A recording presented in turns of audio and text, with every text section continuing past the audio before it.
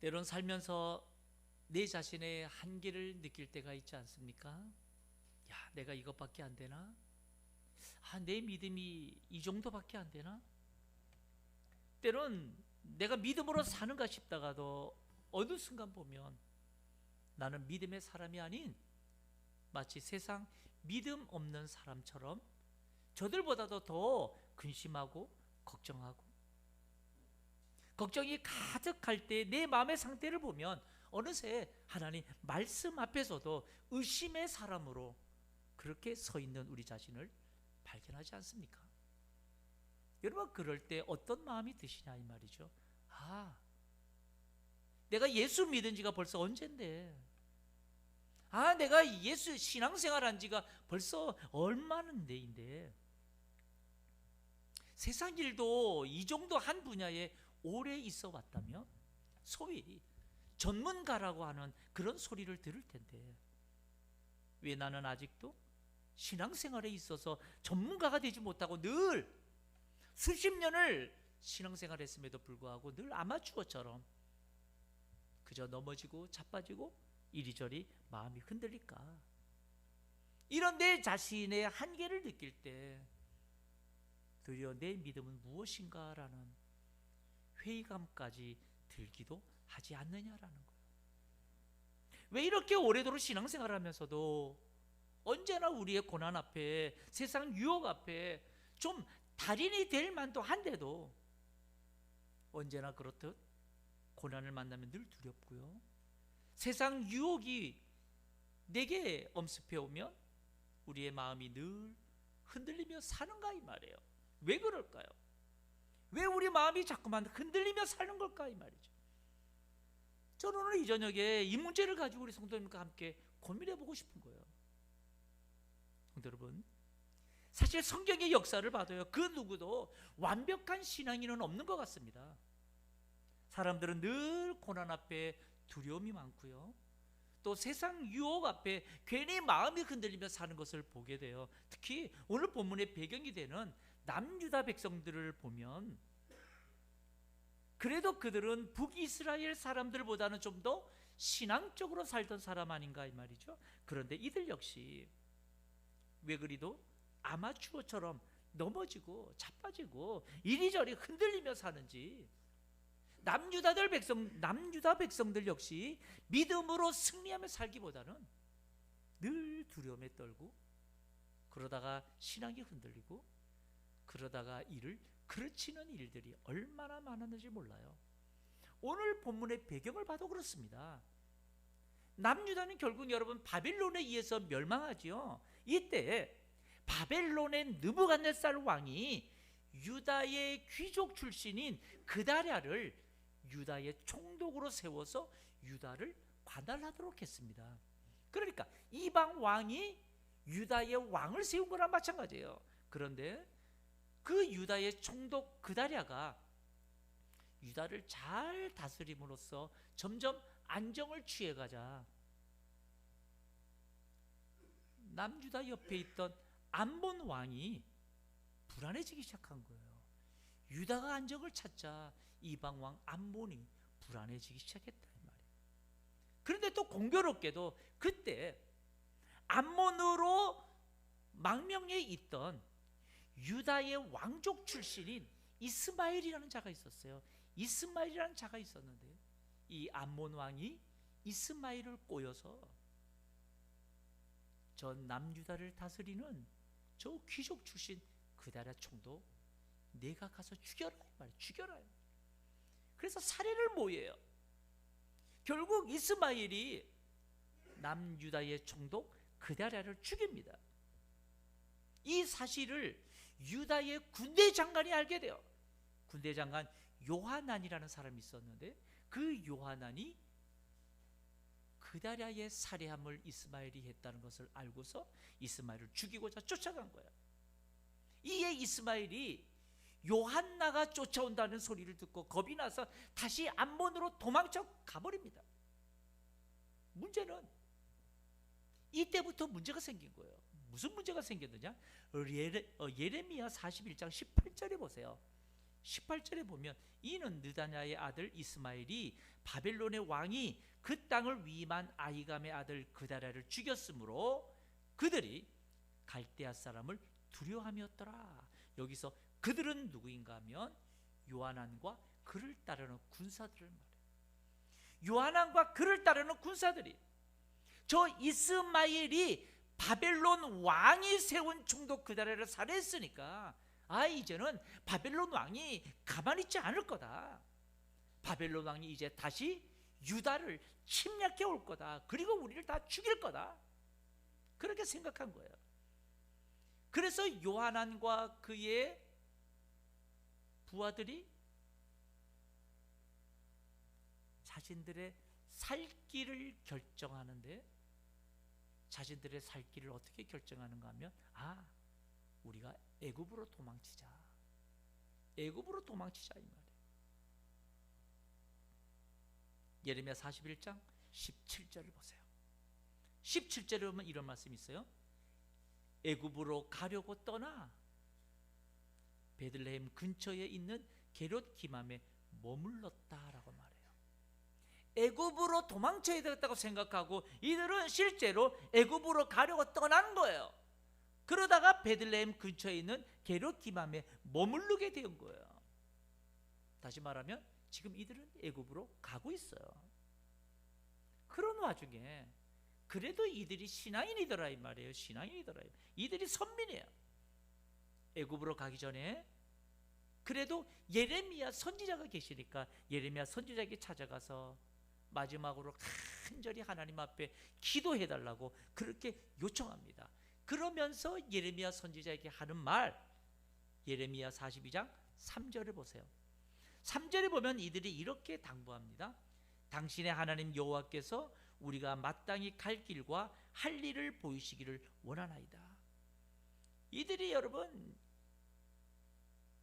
예레미야 선지자에게 간절히 기도를 요청했던 그 첫 번째 고백, 첫 번째 고백은 바로 하나님께서 우리가 마땅히 갈 길과 할 일을 보이시기를 원합니다 라는 것이었어요.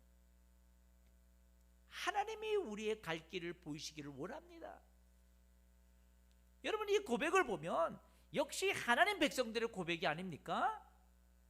우리 역시 하나님의 자녀들로서 하나님이 우리의 갈 길을 보여주시기를 우리도 지금 원하고 있지 않아요? 이런 고백을 보면 역시 이들은 신앙인이 맞아요.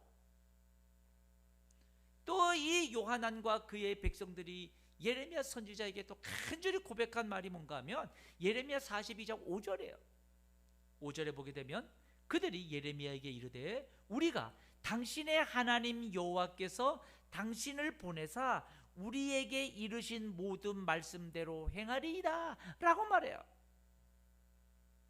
여러분 지금 요한과 그의 백성들이 예레미야 선지자에게 말하는 고백하는 두 번째 고백이 뭐예요? 두 번째 고백은 하나님께서 당신을 보내사 우리에게 이르시는 말씀대로 우리가 행하겠다는 것이었어요. 하나님이 어떤 말씀을 하시든지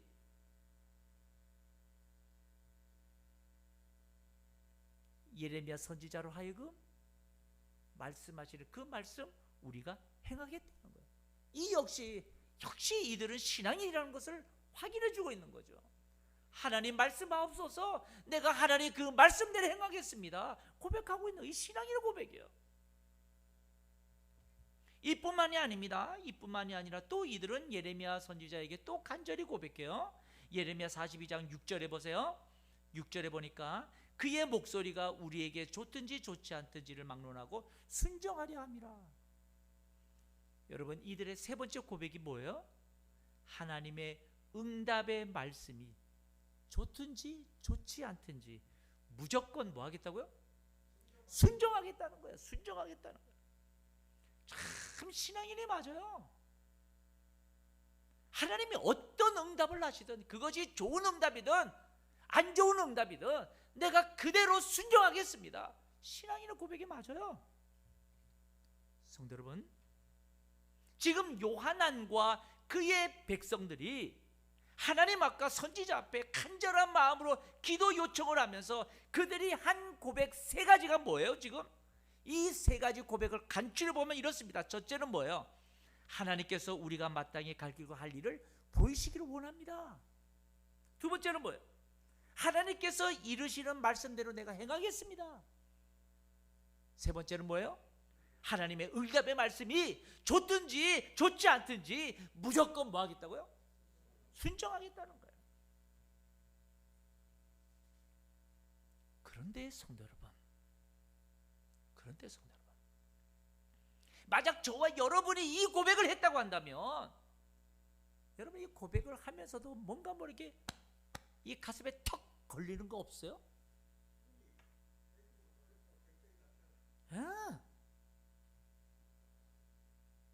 결정나도 뭔가 걸리는 게 있는 것 같아요.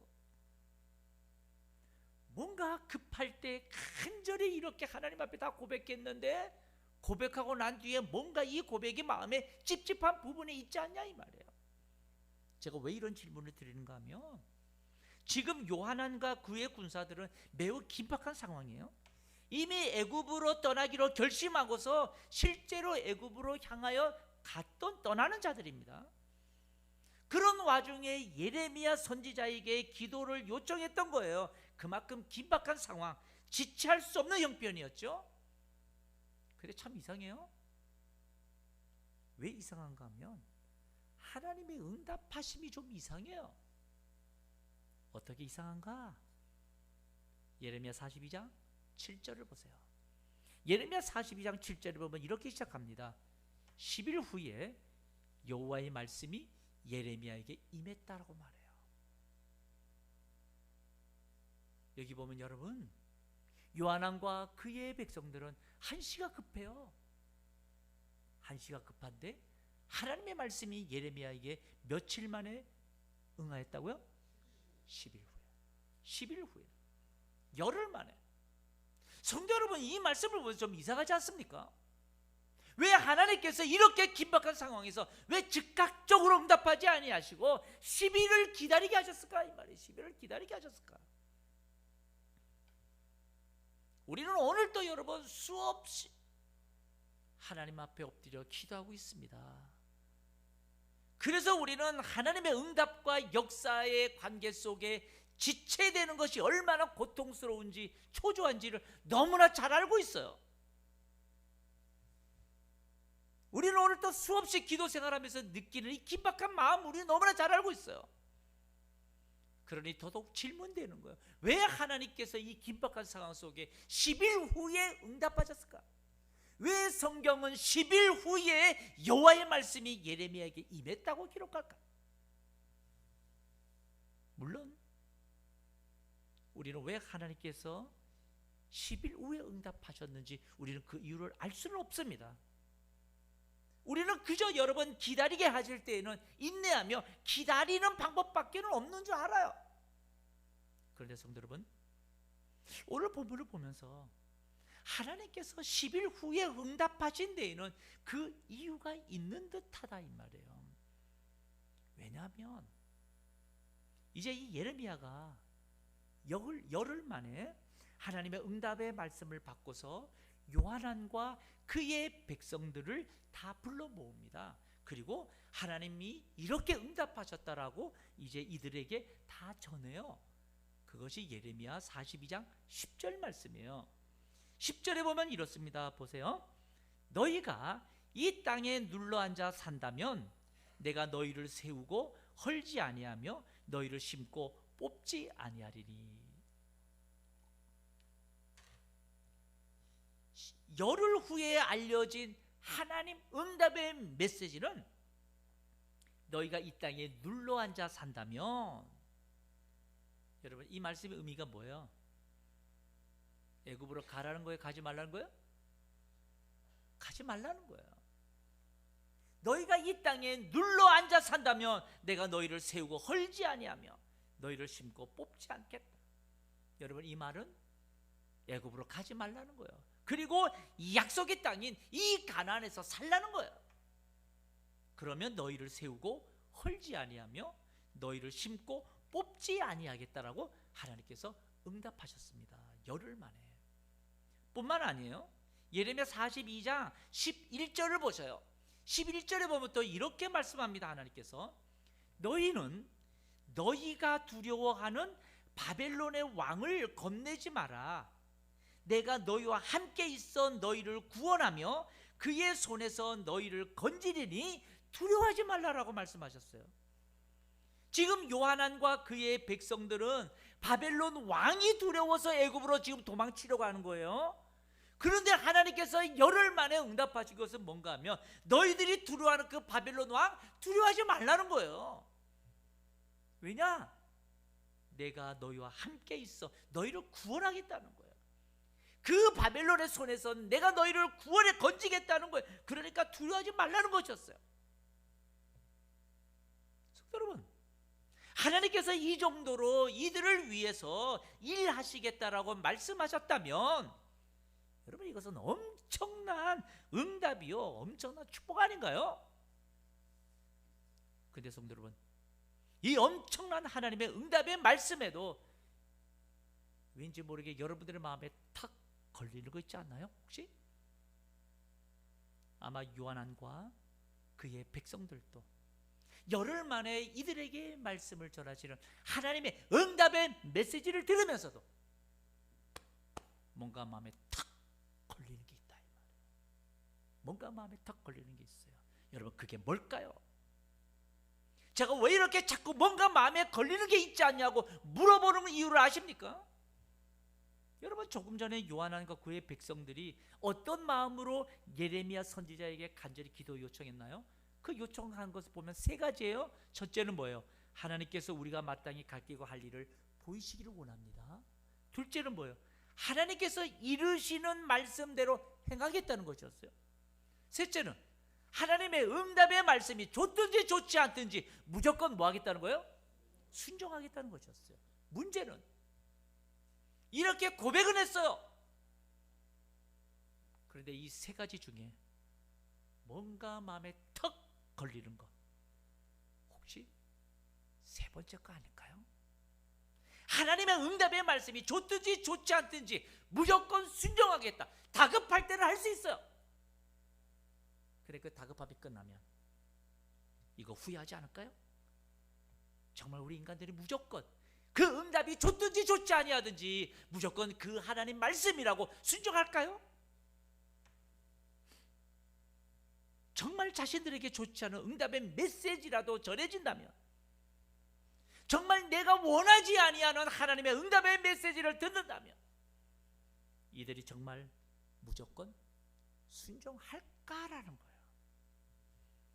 여러분, 아무리 눈 씻고 성경을 봐도요, 자신한테 좋지 않은 메시지를 들은 자들이 무조건 순종하는 자들 별로 없습니다. 거의 없어요. 정말 무조건 순종한다면, 그런 순수한 마음을 가진 자라면 그는 정말 복된 신앙일 거예요. 그런데 결코 우리 인간의 마음은 그렇지가 않다는 거예요. 저 역시요, 제가 오래전에 이 목회길을 안 가려고 그렇게 도망 다니면서 어떻게 했는지 아십니까?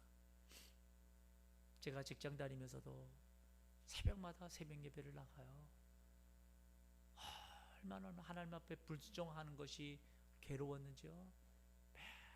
맨날 같이 새벽마다 눈물 뿌려, 그냥 눈물밖에 안 나오는 거. 그런데요, 때로는 하나님 앞에 깊이 기도가 들어가요. 기도가 깊이 들어가기 시작하는 것 같으면 의도적으로 기도를 멈춰요.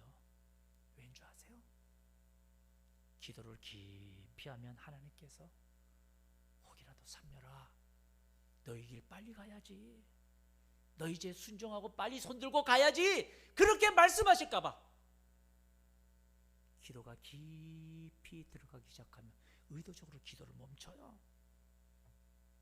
때로는 그 새벽마다 불순종한 것이 마음이 괴로워서 눈물 뿌려 기도하다가도 어느 날 갑자기요, 제가 제 입술에서 제가 고백되는 게 있어요. 제가 고백하는데요, 저도 모르게 너 그렇게 괴로우면 가면 되잖아, 나도 모르게 그 소리가 툭 튀어나오는 거예요. 그래서 내가 입을 탁 쳐버렸어요.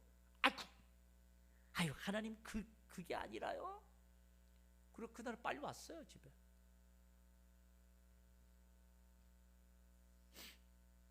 여러분, 우리의 죄성은 하나님께서 좋은 응답이든 내 마음에 안 드는 응답이든 무조건 순종하겠다? 아니에요. 우리는요, 다급할 때는 뭘 못합니까? 긴박할 때는 뭔 약속을 못해요. 그런데 그 일 해결해 주면 아이고 아닙니다. 아무리 간절할 때 말씀이 좋든지 좋지 않든지 무조건 순종하겠다라고 고백할지 몰라도 우리 인간은 결코 내 원하지 아니하는 응답에 대해서는 순종하지 않는 게 우리들이에요. 그러니까 우리 신앙, 우리의 믿음 결코 신뢰하지 마십시오. 나는 어디를 내놔도 나는 흔들리지 않는다. 제발 그런 자고함 버려야 된다 이 말이에요. 우리는 언제든지 흔들려요. 제가 왜 이런 말씀을 드리는가 하면, 여러분, 요한안과 그의 백성들은 분명히 하나님과 선지자 앞에 여러분 약속했어요. 고백했어요. 뭘 했어요? 세 가지. 첫째 뭐예요? 하나님께서 우리가 마땅히 갈 길과 할 일을 보이시기를 원합니다라는 거예요. 둘째는 뭐예요? 하나님께서 이르시는 말씀대로 행하겠다는 거예요. 세 번째는 뭐예요? 하나님의 응답의 말씀이 좋든지 좋지 않든지 무조건 뭐 하겠다는 거예요? 순종하겠다는 거예요. 근데 지금 하나님께서 이들의 마땅히 갈 길과 할 일을 지금 응답하셨어요. 뭐라고 응답하십니까? 첫째가 뭐예요? 너희가 이 땅에 눌러앉아 산다면 내가 너희를 세우고 헐지 않겠다는 것이었어요. 두 번째는 뭡니까? 너희가 두려워하는 바벨론 왕 겁내지 말라는 거예요. 바벨론 왕이 겁내서 애굽으로 도망치려고 살라고 도망치는데 하나님은 그의 갈 길과 그의 할 일을 알려주시는 거예요. 그 바벨론 왕 두려워하지 말라는 거예요. 왜? 세 번째는 뭐예요? 내가 너희와 함께 있어서 너희를 구원해 주겠다. 하나님 다 한 거 아니에요? 이미 이들의 고백에 하나님 다 응답하신 거 아닙니까? 그런데 성도 여러분, 하나님의 응답하심에 있어서 과연 요한안과 그의 백성들, 하나님의 응답의 메시지 중에 어떤 부분에서 이들의 마음이 턱 걸릴까요? 첫째 메시지 아닐까요? 첫째 메시지가 뭐예요? 너희가 이 땅에 뭐하면? 눌러앉아 산다면 내가 이렇게 너희를 세우고 헐지 않겠다는 거예요. 왜 이들의 마음에 이 말씀이, 이 예언의 이 응답의 말씀이 딱 걸리는가 하면, 이미 이들은 지금 어디로 가려고 결정하고 있어요? 애굽으로 가려고 결정하고 그 발길을 옮기는 상황이에요. 그런데 하나님은 그냥 그 땅에 눌러 앉아 살라고 말씀하시니까 이 말씀은 애굽에 가지 말라고 하시는 거예요. 여러분, 이 메시지에 이들이 여러분 무조건 순종할까요? 처음부터 끝까지 남유다 백성들에게 하나님께서 하셨던 그 예언의 말씀이 뭡니까? 남유다 백성들에게 하나님께서 처음부터 끝까지 예언의 말씀하셨던 것은 너희들이 하나님을 멀리하고 강대국 애굽을 의지하며 사는 걸 보니까 너희들이 차라리 바빌론에게 항복해라. 그러면 내가 다시 구해주겠다라고 했던 거예요. 근데 남유다 백성들은 어떻게 했어요? 오히려 그렇게 예언을 전하는 예레미야를 배신자로 낙인을 찍고 예레미야를 핍박했던 자들이었어요. 남유다 백성들을 결국 이 하나님의 예언의 말씀 끝까지 듣지 아니하고 오직 애굽만을 바라보다가 결국 바벨론에 멸망당한 거예요. 여러분, 과연 요한나와 그의 백성들은 어떨까요? 다를까요? 오늘 성경은 이렇게 말씀합니다. 예레미야 42장 15절에 보세요. 15절에 보니까 너희가 만일 애굽에 들어가서 거기에 살기로 뭐하면? 고집하면. 너희가 만일 애굽에 들어가서 거기에 살기로 고집하면. 예레미야 42장 17절에 보세요.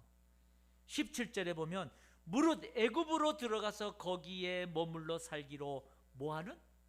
고집하는 모든 사람은 이와 같이 되리니. 여러분, 이 말씀을 보면 하나님께서 무엇을 걱정하고 계세요? 반복하는 단어가 있죠. 그게 뭐죠? 고집. 고집이라는 단어가 2번 반복돼요. 고집이란 무엇일까요? 고집이라는 뜻은 자기 의견을 바꾸거나 고치지 않고 굳게 지켜서 우기는 것. 그 우기는 성질을 고집이라고 해요. 이 고집이라는 히브리어 원어를 보니까 어떤 뜻을 가지고 있는가? 설립하다, 배치하다는 뜻을. 내 뜻으로 딱 배치하는 거예요. 내 의견을, 내 생각을 건물 세워서 딱 세워버리는 거예요. 그게 고집이에요. 결국 요한왕과 그의 백성들은 어떻게 했을까요? 결국 애굽으로 갑니다. 애굽으로 가요. 여러분, 이들이 극복하지 못한 그들의 믿음은 무엇입니까? 내 자신을 극복하지 못했어요. 내 자신의 고집을 극복하지 못한 믿음이었어. 여러분, 이 고집을 성경은 뭐라고 말해요? 완고함, 완악함이라고 표현할 때가 많아요. 우리도 신앙생활을 하다 보면 여러분, 말씀의 권위 앞에 순복하는 것이 아니라 내 생각, 내 마음에 맞으면 그 맞는 구절만 좋아하는 거예요. 근데 내 마음에 뭔가 내 생각과 내 뜻과는 조금 좀 내가 뭔가 희생해야 되고 뭔가 내가 좀 손해봐야 되고 이런 말씀이 내게 적용된다 이러면 어때요? 애써 귀를 닫는 거예요.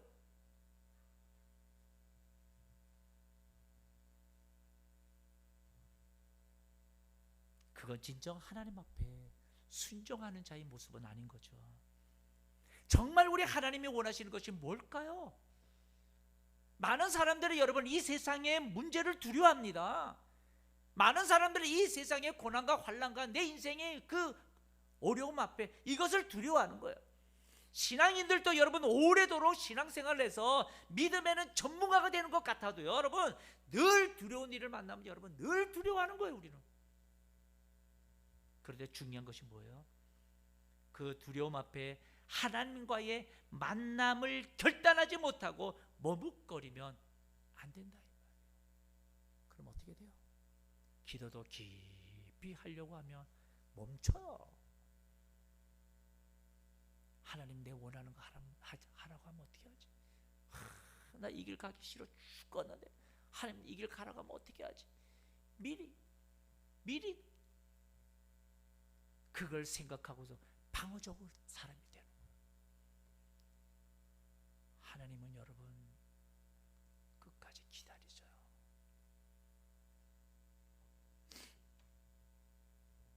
요한은 블레셋이 두려워서 하나님께 주신 말씀 결단하지 못하고 오히려 여러분 자기 뜻대로 살려고 애굽으로 향했지만 여러분 그 애굽은 이미 하나님의 심판의 곳이 되었던 거예요. 이미 애굽은 하나님 심판의 장소였던 거예요. 소돔과 고모라처럼. 열흘을 기다리게 하신 것은 왜 하나님이 우리에게 열흘을 기다리게 하셨을까? 그 열흘 동안 내 고백을 한번 보라는 것이었어요. 정말 내 고백이 진실이냐? 열흘을 기다리게 하신 것은 내 고백을 한번 하나님 앞에 진실히 보고 내 힘을 빼, 내 생각을 좀 빼, 내 지혜를 좀 빼, 그리고 온전히 하나님 앞에 내어 맡겨. 그 열흘은 우리에게 인내의 훈련이었습니다. 인내의 훈련. 그런데도 많은 이들이 그 기다림을 기다리지 못하고요 더 고집스럽게 살 때가 얼마나 많은지 몰라요. 더 견고한 내 안에 내 생각을 그냥 건물로 세워버려. 그리고는 움직이지 않아요. 어떤 하나님의 말씀이 있어도 하나님이 내 길을 인도해 달라고 그렇게 고백하면서도 살 길을 하나님이 말씀하시는데도 내 생각으로 애굽에 가요. 그곳은 이미 심판의 곳인데도. 성도 여러분, 분명 하나님은 우리가 두려워하는 바벨론, 우리가 두려워하는 이 세상의 모든 문제들 하나님은 우리에게 말씀하셔요. 겁내지 말라고. 왜이죠? 내가 너와 함께 있어 너희를 구원하겠다고 하셨기 때문에요. 여러분 이 말씀을 믿으시길 축복합니다. 우리는 여기까지를 좋아해요. 하나님이 나와 함께 하여서 내 인생의 두려운 문제 하나님이 구원해 주게, 여기까지만 좋아해. 그런데 우리가 하나님 앞에 해야 될 일이 뭘까요? 우리가 하나님 앞에 해야 될 일은 그 다음이에요. 하나님의 응답의 메시지 첫 번째, 너희가 이 땅에 어떻게 해요? 눌러 앉아 산다면 내가 너희를 세우고 헐지 아니하며. 여러분, 너희가 이 땅에 눌러 앉아 산다면 이 땅이 뭐예요? 믿음의 땅이에요. 약속의 땅이에요. 하나님만 온전히 의지하는 그 땅이에요. 그 땅에 머물며 너가 눌러 앉아 산다면, 그 어떤 상황 여건 속에서도 끝까지 믿음의 자리에 머문다면, 누가 나를 세워요? 하나님이 세운다는 거예요. 우리의 인생의 두려운 문제 될 거 없어요. 누가 하시면 돼요? 하나님이 하시면 돼요. 단 조건이 있어요. 우리가 할 일은 뭐예요? 너희가 이 땅에 눌러 앉아 산다면, 이 땅에 눌러 앉아 산다면이 뭐예요? 믿음의 땅을 말해요. 순종의 땅을 말해요. 성도 여러분, 오늘 이 요한 안의 한계가 뭔가요? 요한 안의 한계는 내 자신을 뛰어넘는 믿음이 없었어요. 아무리 하나님께서 살 길을 인도해 주시고 말씀해 주셔도 견고한 나의 고집이 아집이 그걸 뛰어넘지 못했어요. 결국 심판의 땅 애굽으로 달려간 것으로 끝이 납니다. 우리 시간에 들을 말씀 생각하면서 정말 우리는 어떻게 사는가 한번 좀 고민해 봤으면 좋겠어요.